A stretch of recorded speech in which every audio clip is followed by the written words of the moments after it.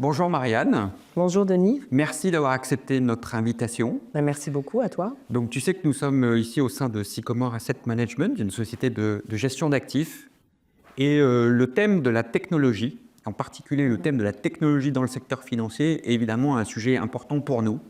Il y a quelques années, on a notamment développé et lancé une stratégie d'investissement qui s'appelle Sustainable Tech, qui investit donc dans les valeurs technologiques de manière responsable, et j'aurai peut-être l'occasion d'y revenir. Et on l'a fait de manière très structurée, puisqu'on a également rédigé une charte propriétaire sur la technologie, mais finalement on aura l'occasion d'en reparler. Donc en tout cas, le thème de la technologie est évidemment un thème important pour Sycomore. C'est évidemment important pour la société, pour tout ce qui nous entoure, et encore plus important aujourd'hui. Mais avant de rentrer dans le vif du sujet, Marianne, je voulais que d'abord tu te présentes et puis que tu nous dises aussi quelques mots sur ton parcours. Merci beaucoup Denis pour cette invitation. Alors moi je suis actuellement Chief Executive EMEA. Donc EMEA c'est Europe, Moyen-Orient et Afrique de Swift. Swift c'est un des leaders mondiaux des infrastructures de messagerie financière qui facilite les transactions financières et les paiements internationaux. Alors mon parcours il est très ancré dans les services financiers. Et j'ai été amenée à exercer des fonctions et diriger des fonctions de développement et de transformation. Par exemple, accompagner la création d'Euronext et le lancement des ETF dans les années 2000. J'ai dirigé du développement commercial et des partenariats stratégiques chez BNP Paribas Asset Management. Diriger une fintech, notamment dans les paiements, dans l'IT et les opérations. Et puis maintenant, j'accompagne Swift dans les transformations technologiques. En parallèle de cette activité, je préside le comité Paris-Europlace de finance numérique, et donc un peu à la convergence des enjeux et des problématiques d'innovation et de l'innovation dans notre industrie. Très bien, merci. Donc évidemment tout un parcours dans l'industrie financière, avec cette dimension technologique. Techno, plateforme, voilà, et qui est effectivement extrêmement intéressant. Alors justement, rentrons maintenant dans le vif du sujet. Comment tu vois ces grands changements, ces grandes tendances qui impactent évidemment notre société et également tout le secteur financier? On parle beaucoup d'intelligence artificielle, une forme d'accélération d'ailleurs dans ce domaine-là. Voilà, quelle est un peu ta vision un peu globale sur tous ces grands bouleversements? Écoute, effectivement, alors la société et plus encore l'industrie financière, je dirais, est vraiment en pleine transformation. Et je vois en fait qu'il y a 4 grandes forces. Alors il y en a d'autres, mais je concentre sur ces 4 grandes forces. Alors comme tu le disais, il y a clairement la domination des nouvelles technologies. Donc maintenant, l'industrie financière, on devient des entreprises de tech. Il y a également la fragmentation financière. Dont je parlerai, et puis également des évolutions des tendances des clients, ça c'est assez classique, avec le rôle des régulateurs qui est assez important dans ces changements, et puis bien sûr la nécessaire prise en compte des enjeux de durabilité. Alors si je regarde vraiment la technologie, en fait la domination des nouvelles technologies, en fait l'innovation ces dernières années technologiques, elle est assez fulgurante. On a connu dans les 10 dernières années l'avènement de la digitalisation, des fintech. Maintenant, c'est l'IA, c'est le Web3 avec la DLT et la blockchain. Et toutes ces innovations technologiques, elles vont toucher tous les secteurs et elles ne seront pas sans influence sur l'asset management. Alors, par exemple, si je prends ce qu'on appelle le Web3 ou la DLT ou blockchain, donc ça permet vraiment de numériser en fait n'importe quel actif, que ce soit un actif financier ou un actif non financier comme l'immobilier, l'art, etc. On a une sorte de jeton ou de token qui va être très facilement transférable et qui contient toute l'information sur cet actif. Eh bien, ça peut permettre en fait de développer un vecteur de numérisation, enfin de financement de l'économie par la numérisation de l'économie et rendre finalement accessibles des actifs qui n'étaient pas forcément, et de donner des sources de financement à des entreprises ou des projets qui n'avaient pas forcément ces sources de financement. Alors pour l'asset management, ça peut ouvrir pas mal de possibilités, à la fois dans la gestion d'actifs, puisque vous pouvez potentiellement intégrer des actifs numériques ou d'autres types d'actifs dans vos portefeuilles, donc offrir une plus grande diversification. Et puis également en termes de distribution de fonds, il y a des plateformes maintenant de distribution de fonds tokenisés qui raccourcissent la chaîne et qui réduisent les coûts. Et puis potentiellement, plus tard, on peut imaginer d'avoir accès à une population plus digitale native, en fait. Donc ça, on voit cet impact très clair. Alors l'IA, bien sûr, comme on en parlait, ça pousse vraiment toutes les institutions financières à intégrer l'IA. Et pourquoi des institutions financières en particulier? Parce qu'on repose en fait sur des milliers de milliards de données, et donc l'industrie financière peut nourrir tous ces algorithmes d'IA, et je vois beaucoup de cas d'usage, d'optimisation en fait, pour rendre les choses plus automatisées, plus productives, plus efficientes. Et puis on a des cas d'usage dans la banque, sur la fraude. Par exemple, nous, Swift, on vient de lancer notre première application IA sur notre service, notre solution, notre outil de détection d'anomalies. On parle aussi d'hyper-personnalisation. Alors je suis sûre que vous avez cet enjeu aussi dans l'asset management, hyper-personnalisation de la communication, potentiellement même des portefeuilles, optimiser les portefeuilles. Beaucoup de temps réel aussi. Vous l'avez sûrement aussi comme enjeu d'intégrer en temps réel des modèles d'estimation des risques ou des misements boursiers. Voilà. Donc ça, effectivement, ça pousse beaucoup les entreprises à se restructurer, et ça va avoir des impacts assez profonds sur la façon de fonctionner et probablement dans l'économie en général. Oui. Alors l'IA, c'est vrai que c'est un sujet qui est évidemment au cœur de toutes les discussions, de toutes les préoccupations. En plus, on considère, nous au sein de Sycomore, que l'IA en 2025 va connaître une année quand même relativement importante, puisqu'il y a l'avènement des modèles de raisonnement. C'est-à-dire qu'avec notamment le développement des modèles O1 et O3 d'OpenAI, où on va vraiment changer de dimension, et on ne sera plus uniquement dans l'utilisation d'une grosse bibliothèque, ce qu'on a connu à travers ChatGPT, mais vraiment, en plus de cette bibliothèque, en plus de l'accès, on va avoir vraiment du raisonnement. Et donc vraiment, pouvoir résoudre finalement des sujets complexes. Voilà. Et tout ça va arriver. Et effectivement, tout ça va nous impacter et impacter la gestion d'actifs. Tu en as un peu parlé. Moi, je vois quatre dimensions. Alors, on peut fantasmer sur l'intelligence artificielle, mais moi, je vois plutôt des choses assez concrètes. La première, c'est évidemment l'utilisation massive des données. Parce qu'aujourd'hui, évidemment, un gérant d'actifs, il a accès à beaucoup de données, et son objectif, c'est de réduire en fait cette quantité de données pour en tirer évidemment une information pertinente et utile. Il y a aussi, dans ces données-là, je pense, l'utilisation des données non structurées. Un gérant, quand il investit dans une entreprise, il a besoin de lire des rapports, évidemment. Avec une intelligence artificielle, on peut extraire, on peut utiliser cette donnée de manière plus systématique. Voilà. Donc ça, c'est un élément, je pense, évidemment très important. Tu as parlé de l'hyper-personnalisation, c'est-à-dire que comment... Voilà, demain, peut-être que nos clients, ils auront accès à un chatbot Sycomore pour répondre à toutes leurs questions, ou même pour leur proposer des reportings très personnalisés en fonction évidemment de leurs besoins et puis de leurs encours. Le troisième, c'est évidemment les gains de productivité. Ça, c'est évident. Comment on peut automatiser les tâches répétitives. Oui, c'est probablement un des premiers cas d'usage. Exactement, qui est finalement le plus simple, si je peux dire. Et puis le quatrième point, tu en as parlé, c'est effectivement peut-être sous l'angle de la gestion du risque. Comment finalement une intelligence artificielle peut nous aider à déterminer de manière très précoce les risques dans les marchés, ou même les risques dans les portefeuilles. Donc voilà, il y a quand même des choses très concrètes qui vont impacter, je pense, en tout cas, la gestion d'actifs, à condition, bien sûr, que les gestionnaires d'actifs investissent, parce que tout ça, évidemment, a un coût. Qu'elles définissent une gouvernance, parce que ça aussi, c'est un sujet, je pense, le sujet de demain, de l'IA, qui est évidemment un sujet important, et puis qu'on ait les talents, des compétences, et que tout ça soit évidemment bien priorisé, en tout cas dans les sociétés de gestion d'actifs.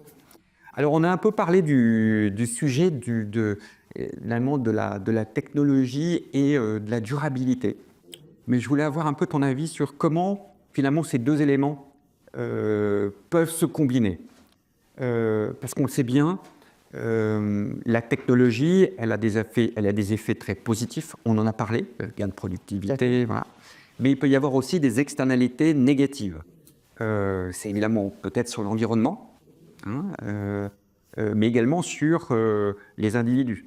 L'ONU, dans un de ses derniers rapports, estime qu'il peut y avoir plus de 20 millions d'emplois en risque à cause de l'arrivée de la technologie d'ici 2030. Donc c'est quand même demain. Donc il peut y avoir un impact aussi sur les individus. Mais voilà, plus globalement, et en particulier dans ce que tu fais aujourd'hui, comment on arrive à combiner du coup durabilité et technologie? Alors, effectivement, c'est un sujet très, très important. La façon dont on le voit, c'est déjà d'utiliser de l'énergie renouvelable dans les centres de données. Parce qu'en fait, l'explosion de l'IA fait exploser le nombre de data centers, de centres de données.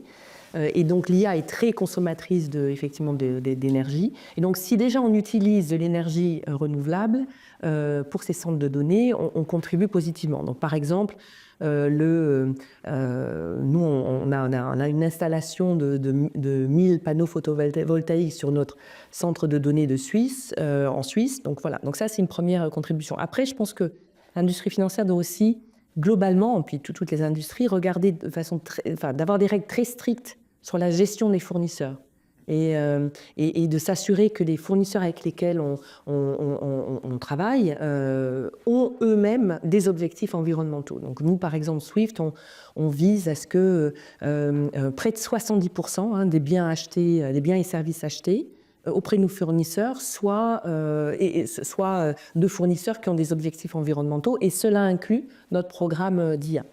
Alors, tu revenais sur un point là, de l'impact potentiel sur les emplois. Alors, moi, je dirais qu'un impact presque peut-être encore plus fort, et c'était ce que j'abordais aussi au début, c'est la fragmentation financière. Ce que l'on voit aujourd'hui, et c'est une tendance de fond, et ça peut avoir des impacts extrêmement importants sur l'économie mondiale, c'est la fragmentation financière. Alors, qu'est-ce que ça veut dire? Ça veut dire en fait une réduction de l'intégration économique mondiale.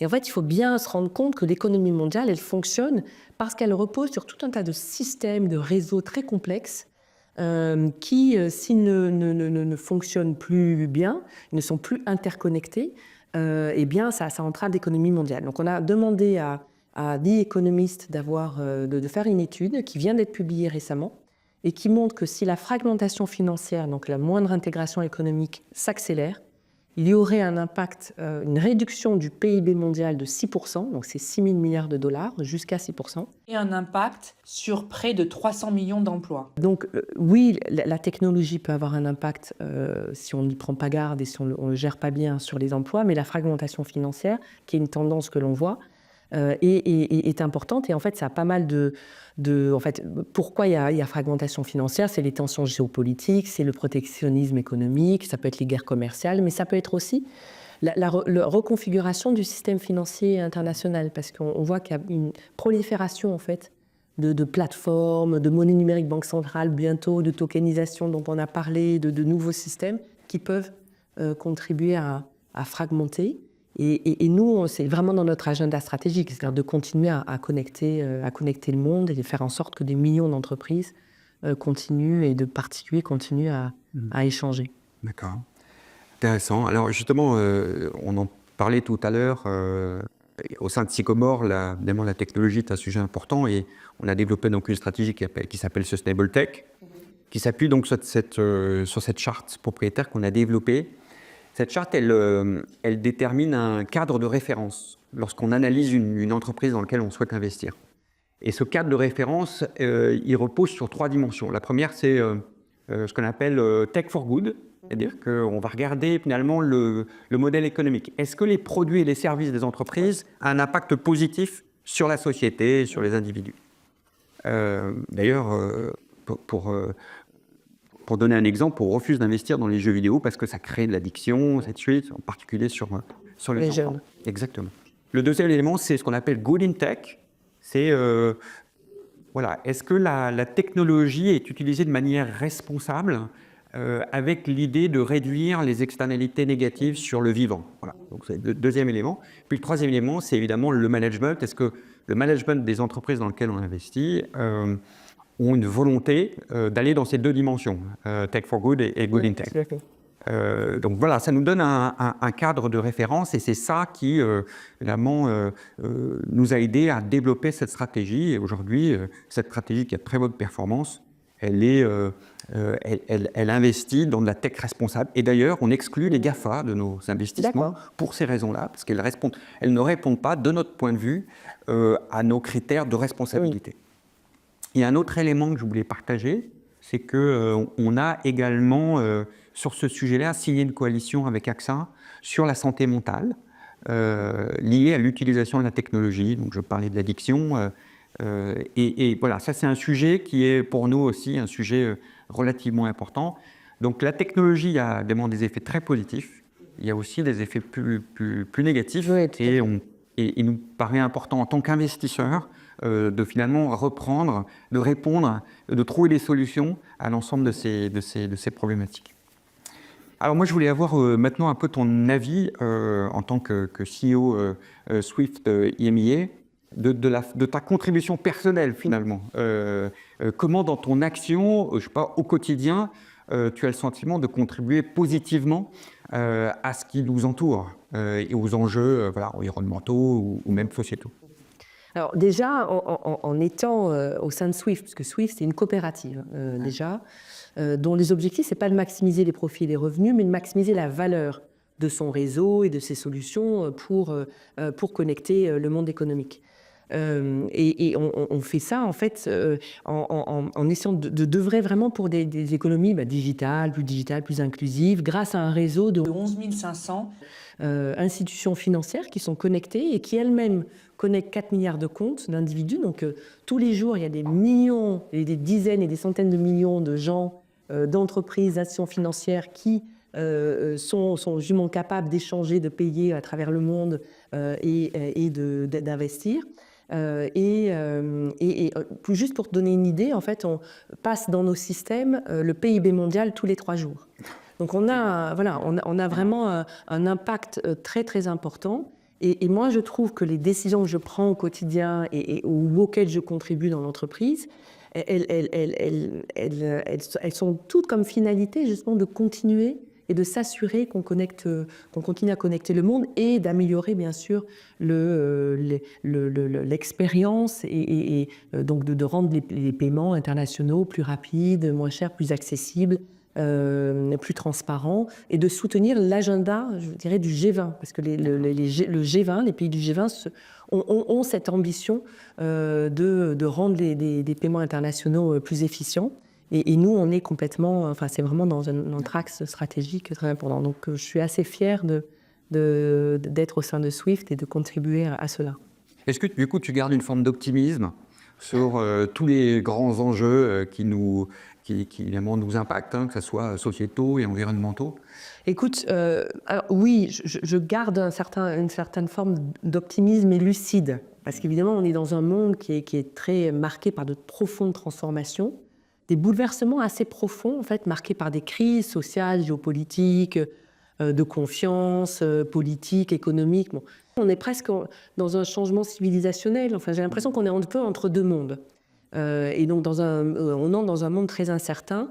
Et moi, j'ai envie, en fait, de rester positive. J'ai envie de croire à un monde plus durable et plus inclusif. Alors, pour revenir sur les nouvelles technologies, moi, je crois assez, en fait, à l'innovation, aux nouvelles technologies, pour être un des leviers, je dis bien un des leviers, pour justement contribuer positivement à tous nos enjeux structurants de croissance économique, de pauvreté, d'enjeux climatiques. Alors encore faut-il, et ça rejoint un peu ta responsabilité et ce que vous faites au sein de Sycomore, que ces nouvelles technologies, elles soient utilisées pour servir le bien commun et l'intérêt général. Et voilà. Et donc ça, on voit quelques dérives en ce moment. Et donc je pense que ça sera très important d'avoir toujours cet objectif en tête. Ouais, très bien. Alors, Marianne, dernière question qui est très personnelle aussi. Je sais que tu lis beaucoup. Et je voulais savoir si tu pouvais partager avec nous une lecture qui t'a inspiré, alors, liée à la technologie ou pas. Alors écoute, j'ai lu un bouquin là dernièrement, alors c'est plutôt un roman, qui s'appelle Cabane. Ah oui. Je ne sais pas si tu l'as lu, d'Abel Je Quentin. vais commencer. Et qui est assez passionnant parce qu'en fait, c'est l'histoire d'un rapport qui a été rédigé dans les années 70, qui est d'ailleurs un vrai rapport. Hein. Il y a un vrai rapport. Et l'impact de ce rapport sur les 4 chercheurs. Donc, c'est romancé parce que les résultats de ce rapport sont un peu sans appel, en disant si on continue notre modèle économique de croissance des années 70, notre modèle va s'effondrer. Et en fait, c'est assez intéressant parce que c'est un vrai rapport. En fait, ça existe ce rapport, c'est le rapport Meadows ou le rapport du Club de Rome, qui avait déjà, dès 1973, identifié pas mal de choses. Donc c'est un vrai wake-up call, je dirais, c'est assez passionnant. Très bien. Écoute, merci beaucoup, Marianne, Merci à toi. pour cet échange passionnant. Merci aussi pour avoir partagé tes convictions. Et encore merci d'avoir accepté cette invitation. Merci, Denis.